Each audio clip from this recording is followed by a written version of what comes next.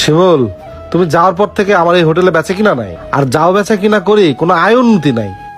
কারণটা কি শিমুল কত? মহাজন সাহেব, ওই দিন তো আপনি আমার পুরো কথা না শুনেই আমার হোটেল থেকে বের করে দিলেন। মহাজন, আপনি শুধু দেখছেন আমি কাস্টমারদের বেশি বেশি দিয়ে খাওয়াই। শোনেন, আপনার হোটেলে মুরগির মাংস দেওয়ার নিয়ম হচ্ছে 3 পিস, কিন্তু আমি প্রথমে কাস্টমারের দিতাম 2 পিস, তারপরে দিতাম 1 পিস। এতে কাস্টমারও খুশি থাকতো, আপনার হোটেলে বেচা কিনাও ভালো হতো। মহাজন, আরেকটা কথা বলি শোনেন, কাস্টমার হচ্ছে দোকানের লক্ষ্মী।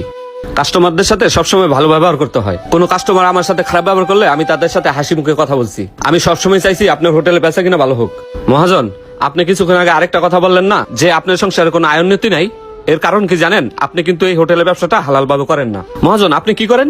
ওই কাঁচা বাজার থেকে পচা তরকারি নিয়ে আসেন, বাজার থেকে মরা মুরগি আইনা কাস্টমারদের খাওয়ান, যেটা আমাদের ইসলামে সম্পূর্ণ হারাম। মহাজন, ব্যবসাটা হালাল ভাবে করেন, আপনি দেখবেন আয় উন্নতি, রুজি রোজগার সবকিছু বেড়ে যাবে। একবার ভাইবা দেখেন মহাজন, আমার বলার দরকার ছিল, আমি বললাম। এখন আপনি কি করবেন সেটা আপনার ইচ্ছা। এর হিসাব কিন্তু একদিন উপরওয়ালার কাছে দিতে হবে মহাজন।